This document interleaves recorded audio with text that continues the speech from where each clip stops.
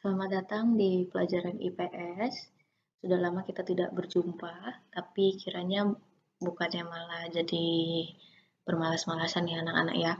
Dan sekarang, mungkin Ibu meminta mengklarifikasi terlebih dahulu untuk sebelum Jepang ada beberapa negara yang menjajah Indonesia. Ada yang ingat apa aja? Oke, kita urutin satu-satu dari awal ya. Ada Portugis, kemudian ada Spanyol, kemudian ada Belanda, lalu sempat Inggris masuk ke Indonesia, namun dijajah lagi oleh Belanda. Nah, setelah itu masuklah ke masa penjajahan Jepang. Nah, sampai kapan sih Belanda menjajah Indonesia? Ternyata Belanda menjajah Indonesia itu sampai tahun 1942. Nah, berarti kalau kita hitung-hitung dari awal penjajahan Belanda, ya mungkin memang lebih dari 300 tahun Belanda menjajah Indonesia. Nah, di dalam masa penjajahan ini, bagaimana ceritanya kok akhirnya Belanda bisa berhenti menjajah Indonesia dan lanjut dijajah oleh Jepang. Jadi yang melatar belakangi penjajahan Jepang di Indonesia adalah meletusnya Perang Dunia Kedua. World War II itu yang sejak tahun 1939 sampai 1945. Kenapa ada Perang Dunia Kedua? Ya, jadi seluruh bangsa di dunia ini atau seluruh negara-negara secara tidak langsung terpecah menjadi dua kelompok, yaitu ada namanya blok fasis dengan blok sekutu. Jadi memang dipicu oleh ada salah satu negara yang menyerang salah satu negara lain. Nah, itu akhirnya muncul kemarahan dan akhirnya muncul satu keinginan untuk melakukan penaklukan negara-negara lain. Nah, blok fasis itu siapa saja sih? Nah, blok fasis itu ada Jerman, Jepang, dan Italia. Nah, itu tiga kelompok ini yang cukup gencar untuk menunjukkan kekuasaannya dan kekuatannya, jadi melakukan penyerangan-penyerangan sampai penundukan daerah-daerah. Jerman yang waktu itu terkenal oleh Adolf Hitler, Jepang yang akhirnya menjajah Indonesia, dan Italia. Nah, lalu lawan dari tiga negara ini adalah sekutu. Sekutu itu banyak negara-negara yang terlibat di dalamnya yang mau melawan tiga negara ini, yaitu ada Amerika, Inggris, Prancis, dan banyak negara lain. Jadi ini saling bertengkar dua blok ini. Indonesia saat itu, saat 1939, posisinya masih dijajah oleh Belanda. Belanda ada di mana? Ada di sekutu ya, di blok sekutu. Dan saat itu ternyata Belanda melemah karena berhasil dikalahkan oleh Jerman.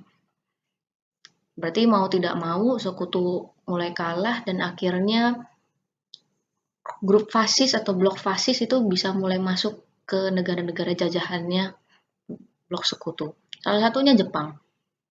Di tengah Belanda yang sudah melemah karena diserang oleh Jerman, Jepang juga sudah mulai memasuki wilayah Asia Pasifik atau ya di sekitar Asia Tenggara saat ini, Jepang sudah mulai masuk dan akhirnya mulai menjajah negara-negara jajahan atau negara-negara yang dikuasai oleh blok sekutu. Salah satunya Indonesia. Nah, akhirnya Jepang sudah masuk ke wilayah Indonesia, Belanda yang lemah akhirnya menyerah tanpa syarat kepada Jepang. Akhirnya Belanda secara tertulis menyerahkan Hindia Belanda atau Indonesia saat ini kepada Jepang dan itu tertulis dalam Perjanjian Kalijati.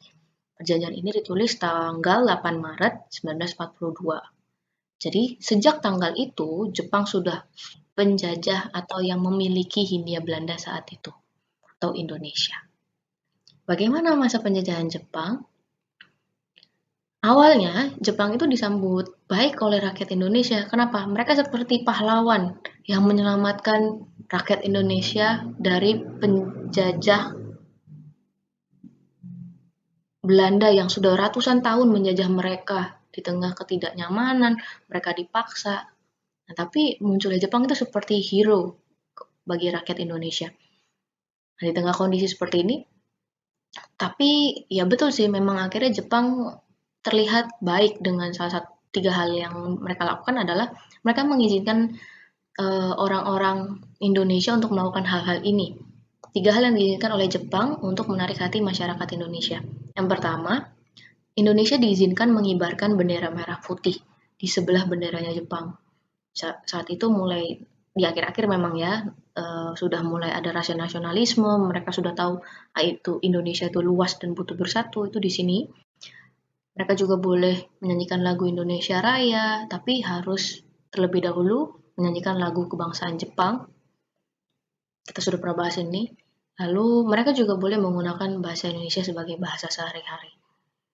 Bukan hanya itu, bukan hanya 3 hal itu loh ternyata yang membuat orang Jepang itu cukup disukai oleh orang Indonesia, karena warga Indonesia itu juga dilibatkan dalam pemerintahan.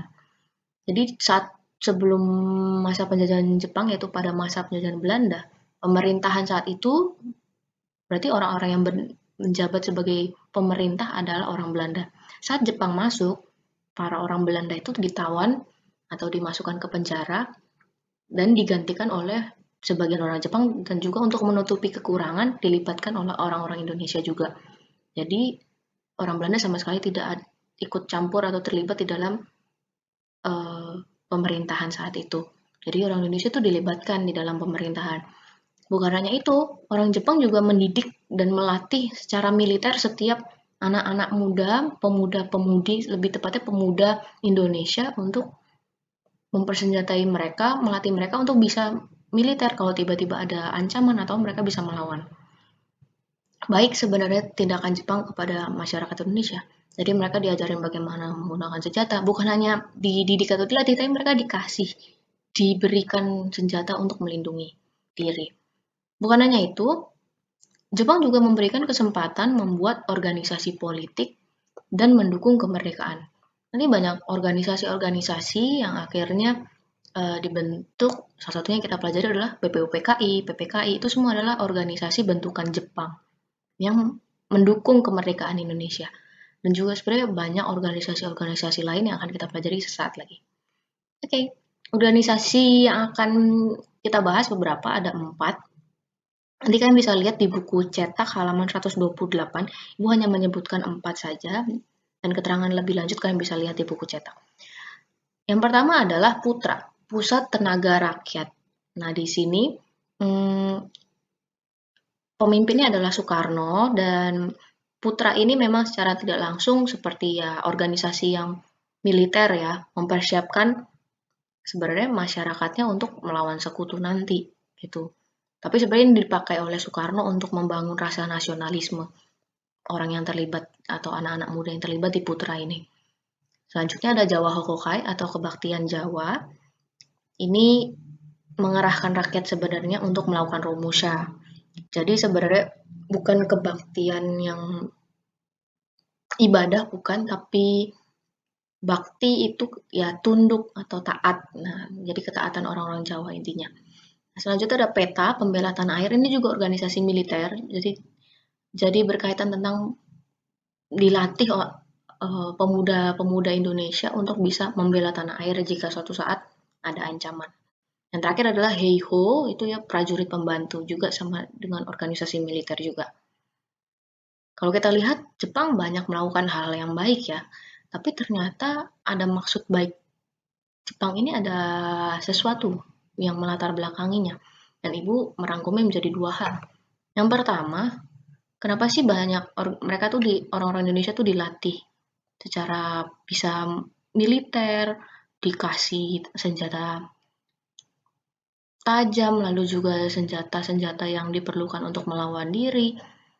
Karena sesungguhnya orang Jepang ingin rakyat Indonesia tuh dapat membantu Jepang sebenarnya melawan sekutu nanti kalau memang ada perlawanan-perlawanan. Jadi disiapkan dari sekarang, kalau tiba-tiba sekutu mau ngambil alih Indonesia lagi, Jepang punya pasukan yang lebih, bukan hanya orang Jepang, tapi juga ada orang Indonesia yang diperlengkapi senjata. Itu salah satunya. Nah, yang kedua, bukan hanya itu, banyak hal-hal baik yang dilakukan Jepang, tapi orang Jepang juga sebenarnya mengincar atau ingin mengeksploitasi atau mengambil kekayaan alam yang ada di Indonesia. Itu salah satunya ya.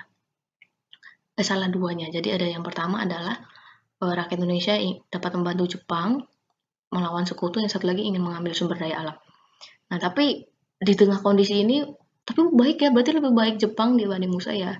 Di tengah pandangan orang Indonesia di awal-awal melihat Jepang adalah sebagai penyelamat mereka dari penjajahan Belanda, sesungguhnya lebih kejam penyiksaan dari kerja paksa yang dilakukan oleh penjajahan Jepang. Ya, kita udah pernah bahas juga adalah Romusha. Romusha lebih kejam lagi, bahkan yang mereka tidak dikasih makan, tidak dikasih pakaian. Ibu pernah berbicara waktu itu mereka menggunakan kain goni untuk sebagai pakaian mereka. Kain yang kasar, yang kalau kena kulit ya sakit. Ya, itu yang seperti itu yang akhirnya membuat banyak orang yang mati kelaparan, kurus kering yang matinya karena kelaparan dan juga mati karena ada penyakit. Itu cukup banyak yang warga Indonesia atau rakyat Indonesia yang menderita di masa penjajahannya Jepang. Kalau Romusha, emang mereka dipaksa untuk melakukan apa? Mereka tetap melakukan pembangunan jalan, benteng, kemudian rel kereta. Ini salah satunya gambar rel kereta ya. Nah, itu salah satu hal yang juga membuat bangsa Indonesia tertekan dan juga tertindas masa itu. Nah, itu yang kita pahami dari penjajahan Jepang. Lalu apa yang terjadi? Ya, nanti kita pernah bahas, nanti kita lanjutannya akan dilanjutkan di kelas 6. Bagaimana akhir penjajahan Jepang dan akhirnya kemerdekaan Indonesia. Lalu setelah Indonesia merdeka ada apa? Nanti ada kelanjutannya lagi. Ternyata tidak 100% merdeka. Masih ada yang belum menghargai kedaulatan negara. Cuma itu akan dijelaskan nanti kelas 6.